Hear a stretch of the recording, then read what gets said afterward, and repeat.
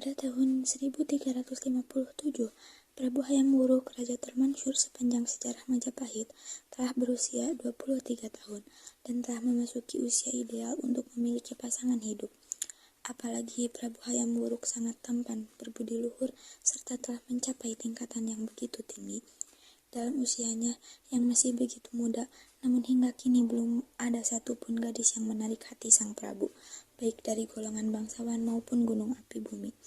Padahal pelukis kerajaan sudah bepergian ke berbagai daerah di Nusantara untuk mencari sosok wanita yang kiranya memenuhi kriteria untuk menjadi permaisuri sang Prabu, dan dikisahkan ada sebuah kerajaan Sunda yang dipimpin oleh Prabu Linggabuana. Prabu Linggabuana berkenalan Surikan Dewi Laralingsih. Darinya ia mempunyai 4 orang anak. Pertamanya seorang wanita yang sangat cantik bernama Pitaloka, dan oleh kakeknya diberi nama Citra Resmi. Bahkan kecantikan dia Pitaloka itu terdengar oleh Raja Majapahit, yaitu Hayam Wuruk, suatu pagi di pendopo Majapahit. Baiklah Yang Mulia, apakah Yang Mulia belum terpikir untuk mencari pasangan hidup untuk Yang Mulia? Betul apa kata penasehat anakku, Ibunda pikir sudah saatnya seorang raja mencari permaisuri. Aku juga berpikir seperti itu, Ibunda. Tapi siapakah calon yang sesuai denganku? Perintahkan saja seluruh juru lukis untuk melukis putri-putri kerajaan. Baiklah penasehat, tolong kirimkan semua lukisan semua kerajaan. Baik, laksanakan Tuan. Ini dia Pitaloka, putri dari Prabu Raja Linggabuana, Kerajaan Sunda Galuh. Dia sangat cantik sekali, Paman. Aku rasa hanya dialah yang akan menjadi permaisuriku. Anakku, apakah kau sudah yakin? Ibunda, sepertinya aku akan mendengarkan penasihat. Baiklah Sembing Prabangkara, perintahkan Patih Madu untuk berangkat ke Sunda Galuh siang ini, dan tolong panggilkan Gajah Mada, aku perlu berbicara dengannya. Baik Bu Suri, laksanakan. Ada apa Bu Suri memanggil saya kemari? Aku ingin meminta pendapatmu Kakang Patih. Utarakan saja. Gajah Mada, aku telah mengirim Patih Madu untuk berangkat ke Sunda Galuh siang ini. Bagaimana pendapatmu? Hamba tidak mengerti apa yang Ibu Suri katakan. Mohon Ibu Suri jelaskan dengan lebih rinci lagi. Begini, Sri Baginda Hayam Wuruk anakku, rencananya akan menikah dengan putri Raja Sunda Galuh yang akan menjadi permaisurinya. Yang kudengar dia sangat cantik, aku ingin tahu bagaimana sikapnya. Ibu Suri, sejujurnya hamba kurang setuju apabila salah satu wilayahnya yang belum menyatu dengan objek khusus.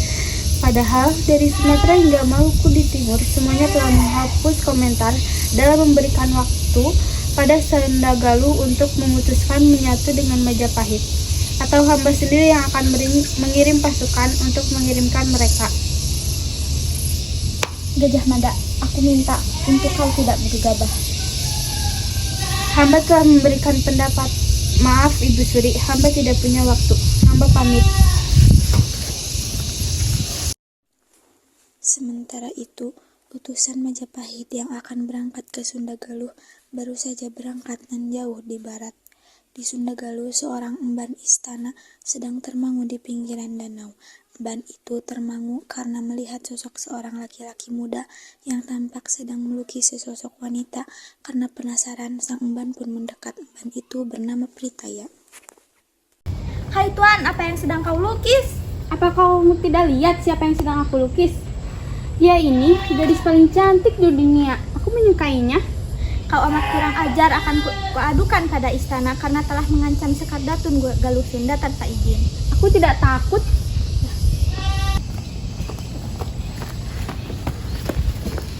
Tuan Putri, ada seseorang yang telah lancang melukismu di sana. Kurasa tidak masalah, tapi aku penasaran dengan lukisannya. Gimana pelukis itu? Dia Pitaloka, aku mencintaimu. Tuan Putri, hamba hanya sebatas rakyat biasa. Hamba tak pantas berbicara seperti ini. Tapi aku suka Kakang, aku suka saat kamu melakukannya, kau untuk jadi kekasihku. Aku memang mencintaimu, tapi kita hanya sebatas putri dan rakyat jelata. Kalau begitu kita menyerah saja, ayo bercengkrama menyenangkan hati. Sebatas teman. Baiklah, kalau itu yang Tuan Putri mau. Namaku Pitaloka. Kakang, siapa namamu? Namaku Caniskara. Saniskara dan Dyah Pitaloka bersenang-senang sepuasnya. Kedua insan yang sedang gila asmara itu meluapkan hasratnya masing-masing. Tak ada batasan di antara mereka, tak ada jelata dengan bangsawan sampai akhirnya matahari terbit. Tuan Putri, bagaimana pertemuannya Tuan Putri? Pritaya, dia adalah benar-benar seseorang yang menakjubkan. Lihatlah, aku begini karena dia. Apa yang sebenarnya terjadi pada Tuan Putri? Ini pertama kali aku bertemu dengannya. Dia bernama Saniskara. Apakah Tuan Putri tidak takut ketahuan Ayahanda Prabu? Ayahku mengerti cinta.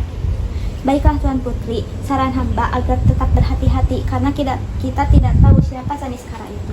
Sudah sana, jangan ganggu. Tuan Putri sudah benar-benar tidak waras. Patih Madu tiba di tanah Sunda setelah berlayar selama 6 hari kemudian.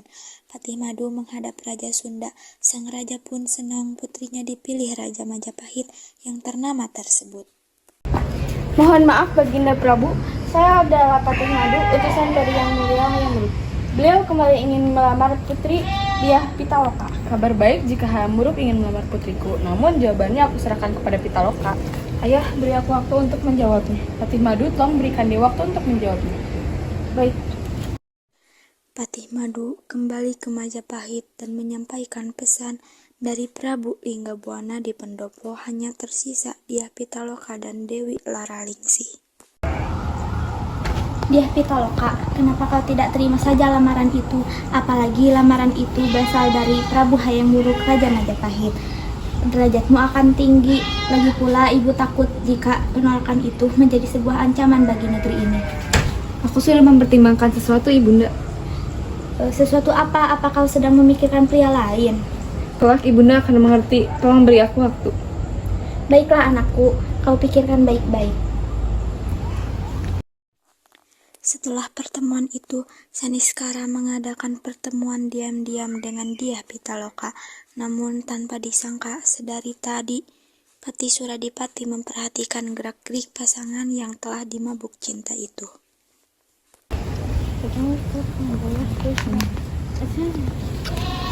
Dasar kau tidak tahu diri. Berani-beraninya kau dekat dengan Pitaloka. Kau telah membunuh seseorang. Diam! Atau akan aku bilangkan kepada bapakmu kalau misalnya kamu berhubungan dengan orang seperti itu. Ayo ikut! Patih Suradipati segera memerintahkan orang untuk mengurus masalah negara. Dyah Pitaloka yang sangat tersyukur akhirnya memutuskan untuk menerima lamaran Prabu Hayam Wuruk. Walau dalam hatinya masih terukir nama Saniskara. Pagi hari, Maharaja Linggabuana beserta pemusuhan, sehingga Buana pergi ke Majapahit ke rombongan, sementara di Majapahit sendiri mereka sibuk mempersiapkan kedatangan para tamu. 10 hari kemudian, kepala desa Beban menuruti saran Patih Gajah Mada. Para prajurit dalam keraton dan pejabat lainnya terpenjarat. Mendengar hal ini, namun mereka tidak berani melawan. Sementara Raja Sunda Galuh yang sudah mendengar kabar ini tidak bersedia menjadi negara bawahan Majapahit. Maka beliau berkata memberitahukan keputusannya untuk gugur seperti seorang kesatria daripada menjadi jajahan Majapahit.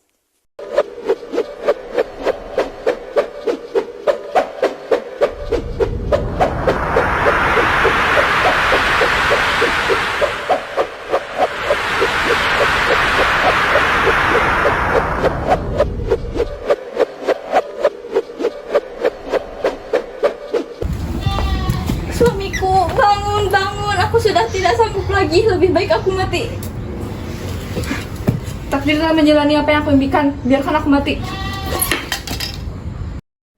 Mendengar berita mengenai serangan di lapangan Bubat, Hayam Wuruk beserta ibunya yang dikawal beberapa prajurit segera datang untuk melihat apa yang terjadi, namun sudah terlambat. Pitaloka, kekasihku, bangunlah. Sebentar lagi kita akan menikah. Apa yang telah kalian buat Gajah Mada? Ini adalah akibat mereka yang tidak mengaku kedaulatan Majapahit.